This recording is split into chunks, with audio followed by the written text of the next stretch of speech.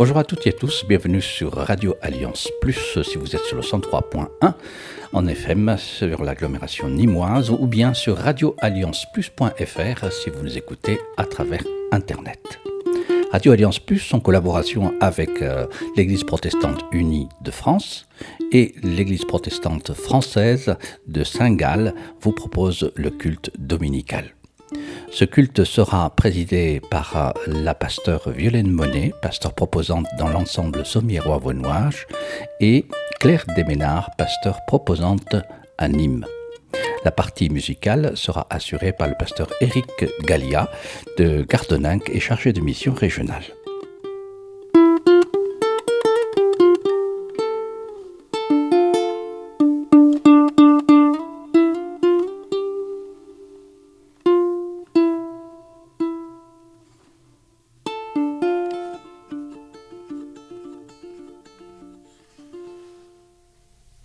Voici, un temps de vie s'ouvre, gagné sur la mort. Un temps de partage s'avance, offert, envers et contre toutes les peurs. Vois, une lumière est là, gagnée sur les ténèbres. Écoute, une voix résonne, éclat dans l'âpreté de ton silence. Une parole s'apprête, elle vient nous rencontrer. La grâce et la paix vous sont données de la part de Dieu, notre Père, de Jésus-Christ, notre Sauveur, et de l'Esprit de vie qui nous les fait connaître. Le premier mouvement dans ce temps de culte est celui de la louange. Dieu, ma joie, tu es le souffle de ma vie, tu es la source de mon chant, tu es le rythme de mon sang, tu es le feu qui m'a saisi. Dieu, ma joie, tu as fait de ma pauvreté ta demeure de silence, où tout être peut adorer le secret de ta présence. Dieu, ma joie, toi seul es saint. Ton amour est puissance, et dans tes mains. Dieu, ma joie, tu disperses les vaniteux comme la paille dans le vent, mais tu chéris le malheureux comme un enfant. Dieu, ma joie, tu renverses tous les rois. Tu dépouilles les nantis, mais tu combles les petits, dont le cœur a faim de toi. Dieu, ma joie, tu es fidèle à tes promesses, depuis hier et jusqu'à demain, car ta tendresse n'a pas de fin. Amen. Ensemble, nous louons Dieu avec le cantique 536 dans les recueils arc-en-ciel. Seigneur, tu cherches tes enfants.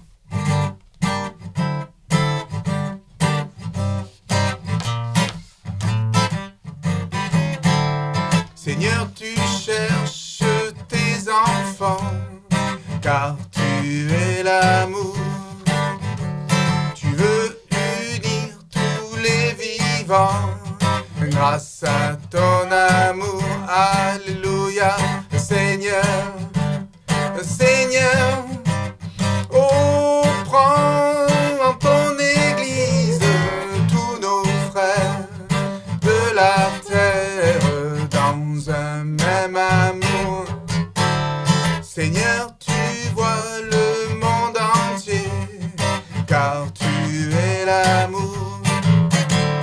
Fais-lui trouver son unité, grâce à ton amour. Alléluia, Seigneur, Seigneur. Oh, prends en ton église tous nos frères de la terre, dans un même amour. Seigneur, tu nous promets la paix, car tu es l'amour. Et dans ton règne désormais, grâce à ton amour. Alléluia, Seigneur, Seigneur. Oh, prends en ton église tous nos frères de la terre, dans un même amour. Il y a de vieilles histoires qui parlent encore aujourd'hui. Des mots d'hier qu'on croirait taillés pour nous. Laissez-moi vous conter aujourd'hui L'histoire du tailleur de pierre, qui n'était pas heureux de ce qu'il était, c'est qu'il cherchait toujours un costume qui serait mieux taillé pour lui.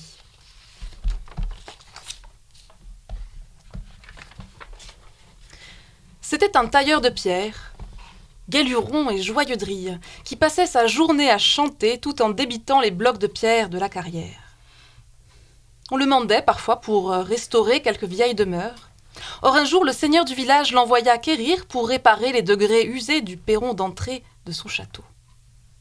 À la vue de cette demeure cossue, pimpante et confortable, le tailleur de pierre sentit monter en lui une bouffée d'envie. « Ah, si j'étais propriétaire d'un tel château, je serais le plus heureux des hommes. Je serais riche, et je n'aurais plus besoin de gagner mon pain à la sueur de mon front, à casser des cailloux du soir au matin. » Quelle ne fut pas sa surprise, lorsque, retournant le soir à sa masure dans la forêt, il découvrit, à la place, le plus merveilleux manoir qu'on puisse imaginer.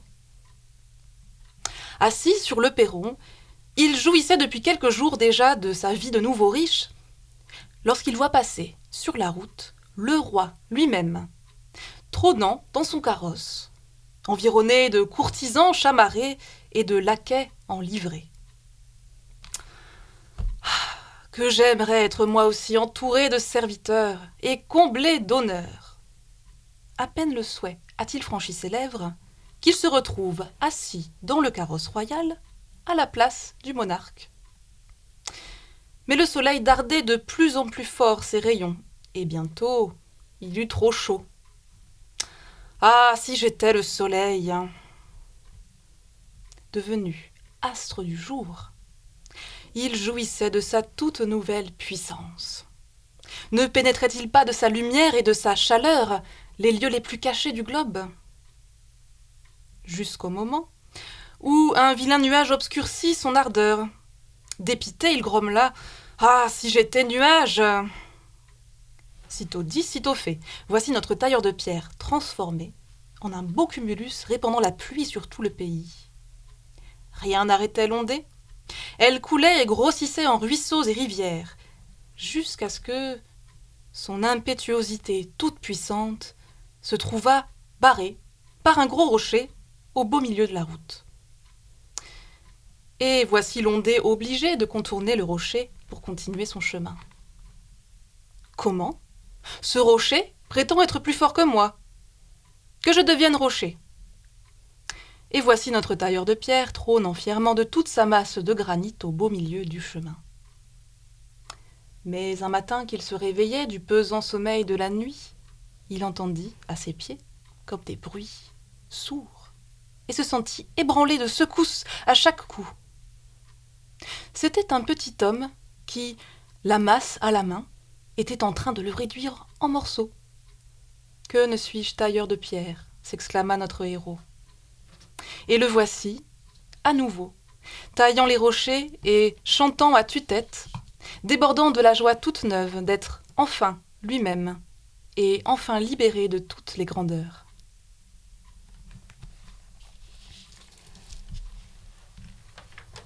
Nous prions. Ô Dieu, nous voici devant toi, désirant toujours autre chose que ce que nous avons, autre chose que ce que nous sommes. Nous avons besoin de toi pour assumer notre humanité telle qu'elle est, non dans ses velléités de toute puissance, mais dans ses fragilités. Conduis-nous dans toutes nos quêtes, conduis-nous à travers tous nos désirs contraires, pour que nous recevions la joie renouvelée de notre humanité, pour toi et pour les autres. Amen.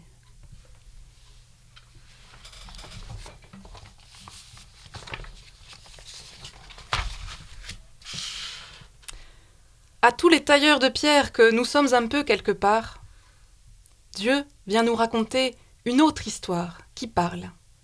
L'histoire de notre réconciliation avec nous-mêmes, avec la vie, avec les autres. Voici dans la Bible, dans le livre d'Ésaïe, la parole que Dieu nous adresse aujourd'hui. Au chapitre 51, des versets 1 à 3. Écoutez-moi, vous qui êtes en quête de justice, vous qui cherchez le Seigneur. Regardez le rocher d'où vous avez été taillé et le fond de tranchée d'où vous avez été tiré.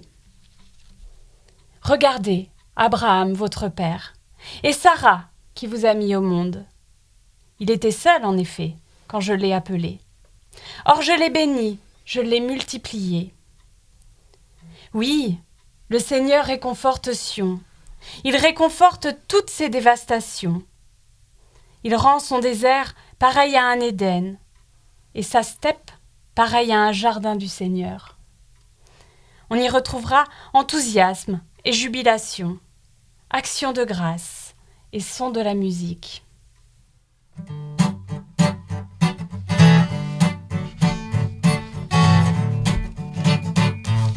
Quel ami fidèle et tendre nous avons en Jésus-Christ, toujours prêt à nous attendre, à répondre à notre cri. Il connaît nos défaillances, nos chutes de chaque jour, sévère en ses exigences, il est riche en son amour. Oh, oh, oh, oh, oh, oh, oh, oh, oh,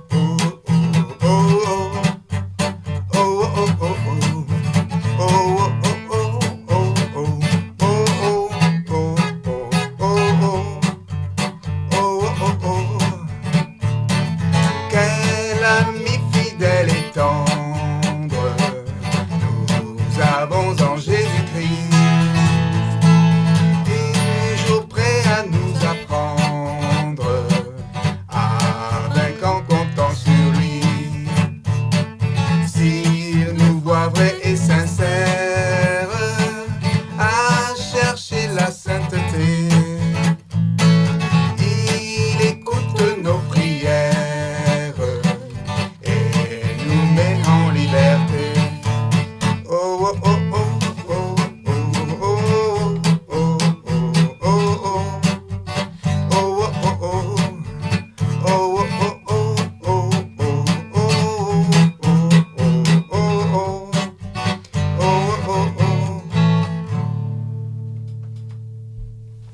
Avant de lire la Bible, nous prions.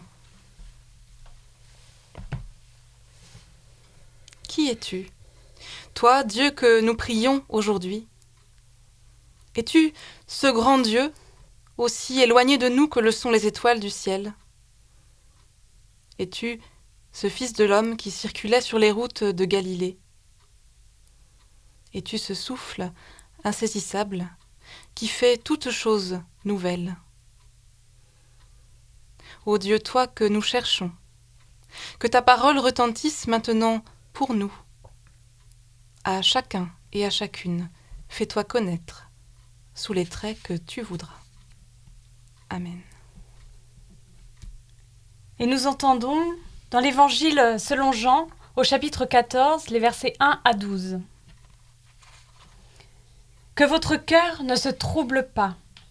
Mettez votre foi en Dieu. Mettez aussi votre foi en moi. Il y a beaucoup de demeures dans la maison de mon Père. Sinon, vous aurais-je dit que je vais vous préparer une place?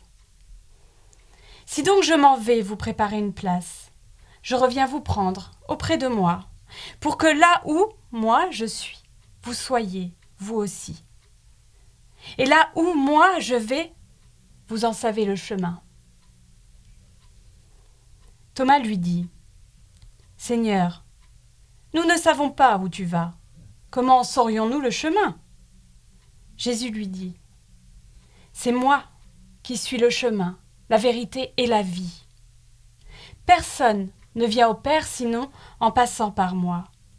Si vous me connaissez, vous connaîtrez aussi mon Père. Et dès maintenant, vous le connaissez et vous l'avez vu. Philippe lui dit: Seigneur, montre-nous le Père, et cela nous suffit. Jésus lui dit: Il y a si longtemps que je suis avec vous, Et tu ne me connais pas, Philippe ? Celui qui m'a vu a vu le Père. Comment peux-tu dire, toi, montre-nous le Père ? Ne crois-tu pas que moi, je suis dans le Père et que le Père est en moi ? Les paroles que moi, je vous ai dites, je ne les dis pas de ma propre initiative. C'est le Père qui, demeurant en moi, fait ses œuvres. Croyez-moi. Moi, je suis dans le Père et le Père est en moi. Sinon, croyez à cause des œuvres elles-mêmes. Amen, amen, je vous le dis. Celui qui met sa foi en moi fera, lui aussi, les œuvres que je fais. Il en fera même de plus grandes encore, parce que moi, je vais vers le Père. Amen. Demain, 11 mai, déconfinement, soulagement et angoisse mêlées. Nous n'en avons pas fini avec cette crise sanitaire. Où allons-nous ? L'avenir semble si incertain. Comment y allons-nous ? Avec quelles ressources ? Quelle protection ? Quelle économie ? Où allons-nous et comment irons-nous ? Ce sont là des questions auxquelles, plus que jamais, nous aimerions avoir une réponse. Oui. Nous dirions bien avec Thomas, « Seigneur, nous ne savons pas où tu vas. Comment saurions-nous le chemin ?» C'est vrai, nous ne savons pas quel chemin emprunter, au moment où nous pouvons enfin sortir, ou pas d'ailleurs, de nos maisons. À l'heure où nous sommes sommés de prendre des décisions d'itinéraire, nous ne savons pas par où aller pour suivre Jésus-Christ, c'est-à-dire pour emprunter un chemin qui soit chemin de vie. La question de Thomas rejoint d'emblée nos doutes, nos incompréhensions, et pourquoi pas aussi nos désarrois. Le dialogue que nous avons entendu se situe en effet à un moment particulièrement difficile de la vie de Jésus et de ses disciples. Celui qui était attendu comme un sauveur tout-puissant vient d'être trahi. Il vient d'évoquer la croix à venir, mais dans un discours énigmatique, affirmant à plusieurs reprises que personne ne saurait l'accompagner là où il va, pas même Pierre. C'est bien le moment où, en effet, les disciples ne suivent plus. Ils ne comprennent pas où Jésus veut en venir, ni où il va. Ils ont, en fait, complètement décroché, et depuis un bon moment déjà. Philippe, le seul autre disciple qui, après Thomas, ose interroger le maître, le démontre bien malgré lui. « Il y a si longtemps que je suis avec vous, et tu ne me connais pas, Philippe ?» Cette réponse que Jésus adresse en particulier à Philippe, mais aussi celle qu'il donne à Thomas, c'est moi le chemin, la vérité et la vie. Ces réponses de Jésus sont autant de façons de permettre à chacun d'entre eux d'avancer sur le chemin qui est le leur, et qui est un chemin de vie, malgré la mort vers laquelle va Jésus. Ce que Jésus annonce ici, c'est la bonne nouvelle de la communion plus forte que tout, plus forte même que la séparation. Et dans la bouche de Jésus, même cette séparation devient bonne nouvelle. Il y a plusieurs demeures dans la maison de Dieu. Le chemin de l'un n'est pas celui de l'autre. Le chemin de croix qui attend Jésus n'est pas celui des disciples. Ça ne veut pas dire que leur chemin à eux sera facile, mais plutôt que là où les chemins se séparent, et même si la mort elle-même en était la cause, la mort du meilleur des hommes même, eh bien même là, un chemin de vie demeure pour chacun.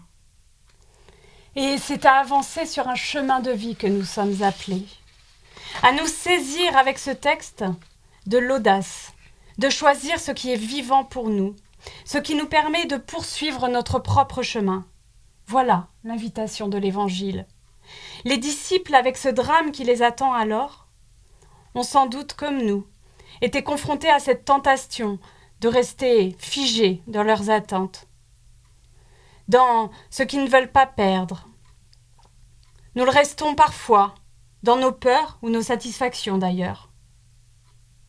Il s'agit là de choisir la confiance qui met en mouvement, celle qui permet de se risquer, car la vie s'annonce autrement. Choisir l'audace de se mettre en route dans sa propre vie aujourd'hui, comme quand a été écrit ce texte.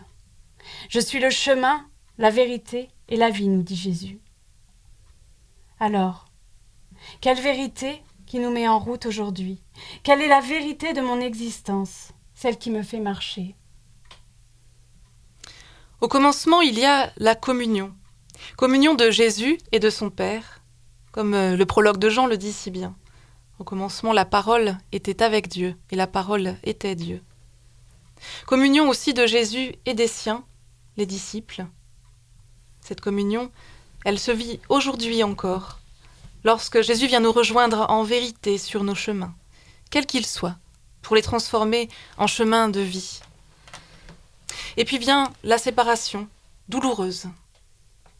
Nous aimerions marcher sur les mêmes chemins, partager les mêmes mots, les mêmes façons d'être, être complices et le rester. Mais Jésus nous invite à mettre la séparation à sa juste place, à ne pas nous laisser troubler par elle. Que votre cœur ne se trouble pas, nous dit-il, au moment où lui-même s'apprête à partir, au moment où nous nous demandons où aller et comment y aller. Ce qui importe, c'est cette communion qui demeure. Ce qui importe et qui nous met en route, c'est que c'est vers le Père, vers l'amour que nous allons. Et inlassablement sur nos chemins, Jésus revient pour nous y conduire. Peut-être que réside ici la prédication de Jésus, toute la force de l'Évangile. Avoir foi en celui qui parle, à ce moment-là, c'est placer sa confiance en celui qui avance vers la croix, en celui qui va traverser la souffrance et la solitude,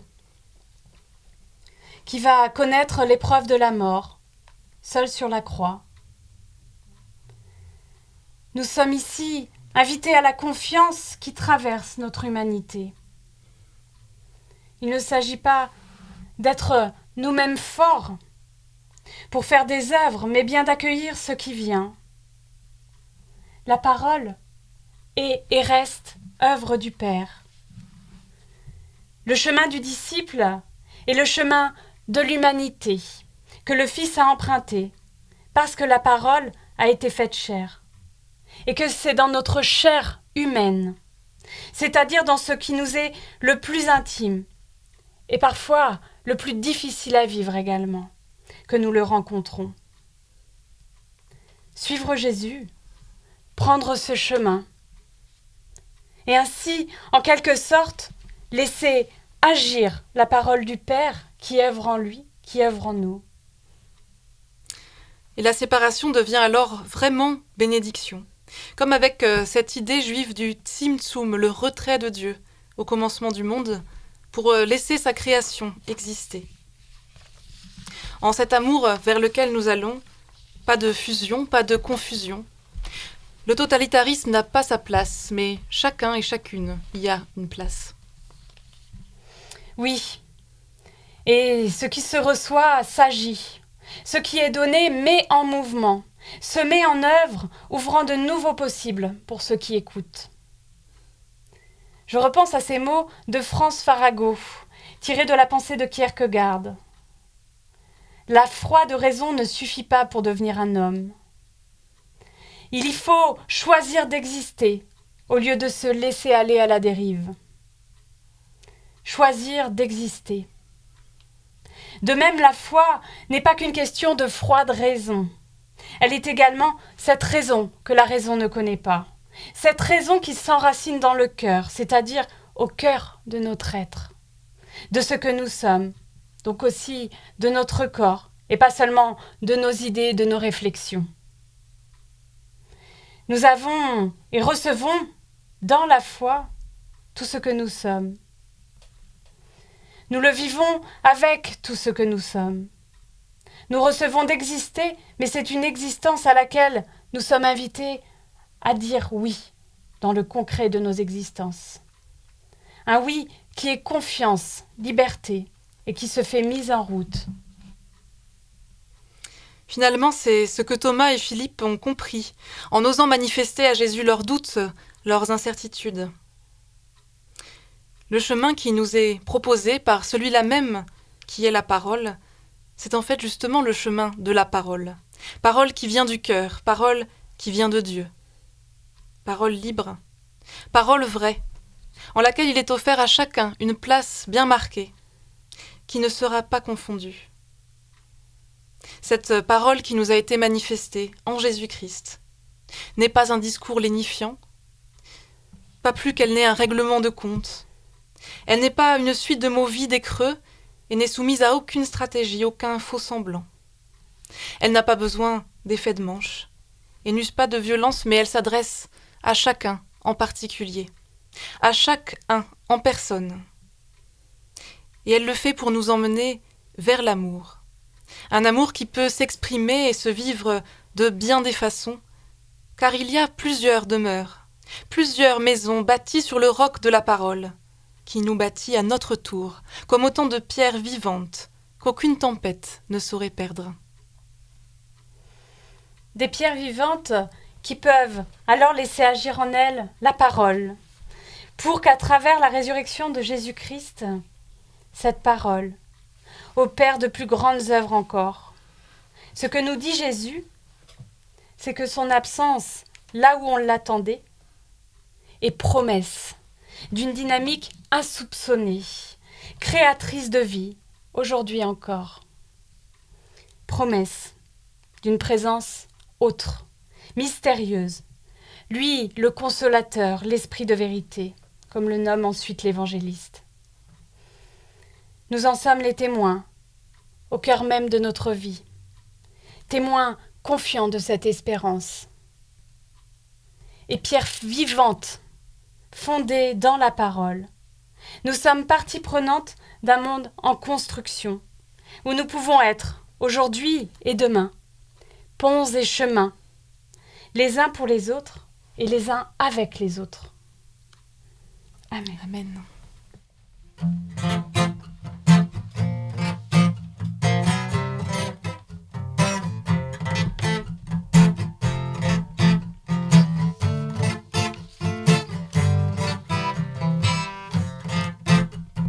Rien ne pourra jamais nous séparer de l'amour donné. Rien ne pourra jamais nous priver de la liberté. Ni le malheur, ni l'inquiétude, ni toute la souffrance qui nous vient d'ailleurs. Aucune faim, aucune misère, ni les dangers que redoutent les veilleurs. Rien ne pourra jamais nous séparer de l'amour donné. Rien ne pourra jamais nous priver de la liberté. Aucune mort, aucune vie, ni la nuée des anges et des esprits. Aucun pouvoir, aucun combat, aucune force d'en haut ou d'en bas. Rien ne pourra jamais nous séparer de l'amour donné. Non, rien ne pourra jamais nous priver de la liberté. Chers amis, voici quelle est la confiance qui nous unit ici et maintenant. Nous l'affirmons avec cette confession de foi, en communion avec vous et avec l'Église universelle aux quatre coins du monde. Je crois que le monde est créé pour la vie qui vient de Dieu. Je crois que Dieu s'est manifesté en Jésus-Christ, mort et ressuscité, lui qui est le chemin, la vérité et la vie. Je crois que sans cesse, l'Esprit de Dieu appelle tout être humain à une liberté responsable. Je crois que la foi nous est donnée, grain de vie semé au cœur de nos existences, trace d'un amour gratuit, plus grand que nous, et offert à tous les humains. Car ils ont fait de la foi une montagne à escalader, à un sommet presque inaccessible. Ils ont fait de la foi un record ou un exploit, un emploi réservé aux riches ou aux forts, un parcours du combattant. Alors que la foi est minuscule. C'est toujours une semence de rien du tout, une graine. La foi n'est pas l'arbre, mais la graine seulement. La foi n'est pas la pâte, mais l'infime levure.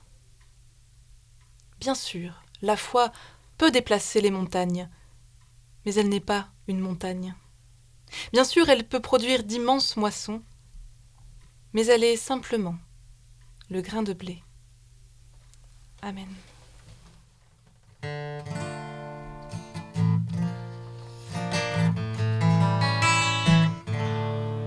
Je crois et j'espère la grâce d'un Père, celui qui bénit entre dans ma vie. Crois seulement, crois maintenant, sois seulement paisible et vivant. Je crois et j'espère Jésus comme un frère, un regard d'ami posé sur ma vie. Crois seulement, crois maintenant, sois seulement paisible et vivant. Je crois et j'espère l'esprit de lumière, une force infinie souffle sur ma vie. Crois seulement, crois maintenant, sois seulement paisible et vivant. Je crois et j'espère une nouvelle terre, un chant des pays unis pour la vie. Crois seulement, crois maintenant, sois seulement paisible et vivant. Sois seulement paisible et vivant. Le temps de quelques annonces maintenant. À partir de demain, nous serons donc déconfinés et confiants. Vous pourrez retrouver les paroles du jour sur notre site internet www.nîmes-église-protestante-unie.fr et d'autres méditations sur le site de l'ensemble Sommiérois-Vaunage www.protestant-sommiérois-vaunage.fr.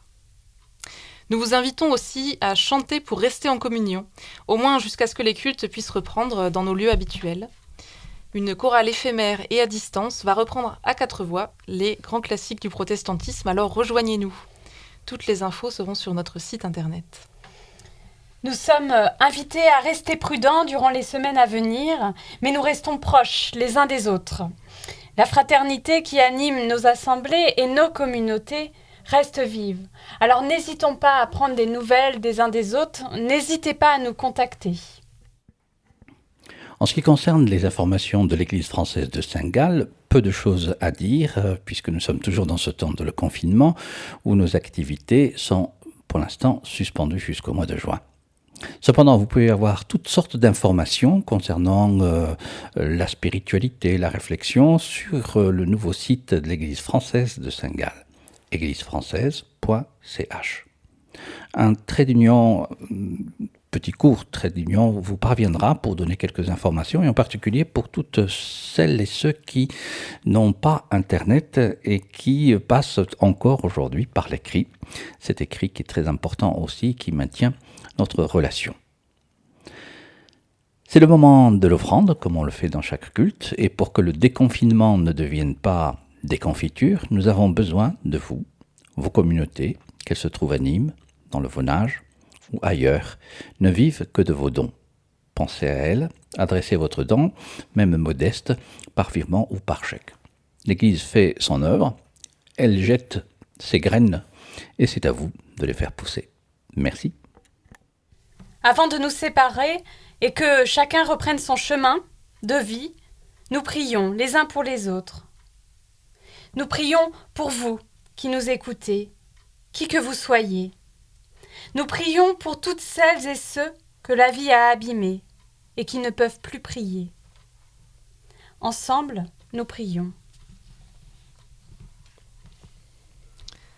Seigneur, nous te prions pour ceux qui sont faibles et fragiles comme l'ardoise qui se brise facilement.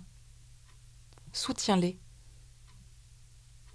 Nous te prions pour ceux qui, comme le granit, sont solides et forts. Donne-leur de se laisser émouvoir par le monde qui les entoure, pour qu'ils sachent s'ouvrir aux autres et à ton amour.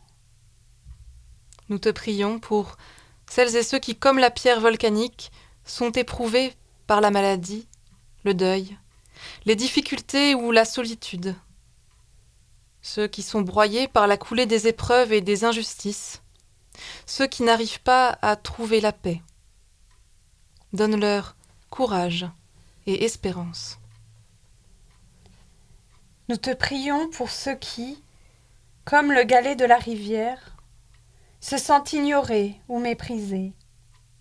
Les petits et les discrets dans leur travail, dans leur famille ou dans l'Église. Fais surgir de leur cœur des richesses insoupçonnées. Nous te prions pour ceux qui, comme la rose des sables, luttent pour vivre, combattent pour trouver une place, pour ne pas être écrasés par les autres, pour s'épanouir. Donne-leur la paix et la douceur. Nous te prions pour ceux qui, comme les pierres qu'on estime précieuses, sont pillées, exploitées, mutilées par les puissances de ce monde. Pour l'amour de l'argent, fais s'élever les voix qui protestent en faveur de ton amour. Nous te prions pour tous les hommes et toutes les femmes, pour tous les enfants qui sont comme des multitudes de pierres.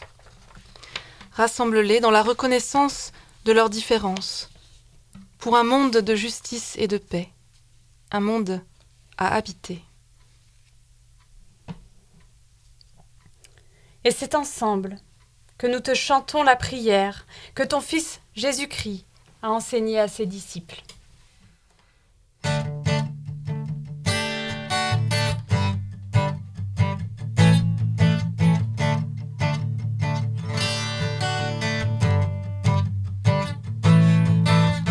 Notre Père qui es aux cieux, que ton nom soit sanctifié, que ton règne vienne, que ta volonté soit faite, sur la terre comme au ciel.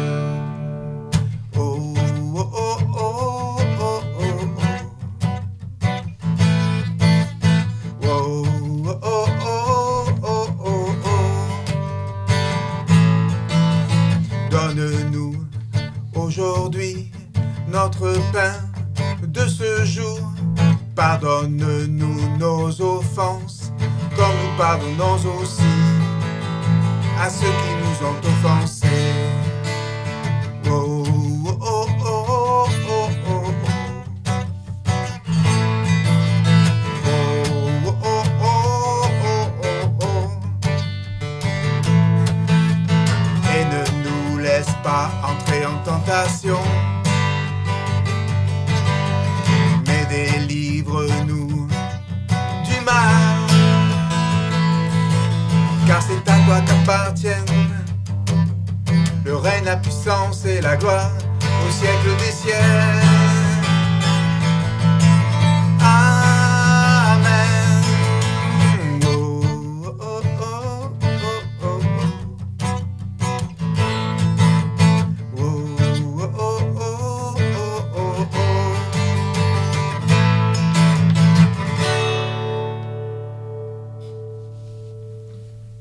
Avant de nous quitter, voici une parole d'envoi et de bénédiction pour nous accompagner dans les jours à venir. même si nos chemins doivent maintenant se séparer, que nos cœurs ne se troublent pas. Nous restons en communion, à l'écoute de celui qui transforme toute circonstance en une occasion de saisir nos vies d'une manière renouvelée. À l'écoute de celui qui nous invite à sa suite, d'une manière toujours étonnante, dans chacune de nos existences, dans notre humanité éprouvée. Je suis le chemin, la vérité et la vie, nous dit Jésus. Que le Seigneur ouvre en nous des chemins de vie. Que sa grâce et sa paix nous accompagnent tout au long de notre route, quels que soient nos déserts, nos tunnels, nos passages difficiles. Que son amour nous soutienne, jour après jour, pour la vie à venir. Amen. Amen.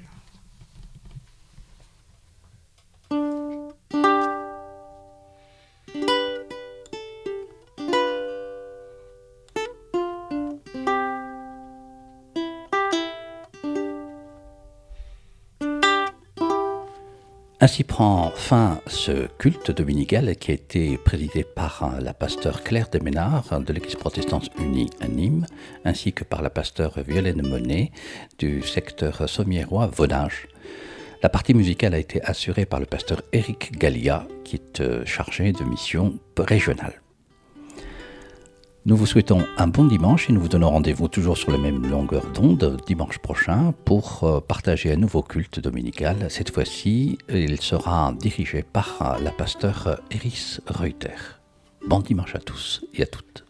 Amen.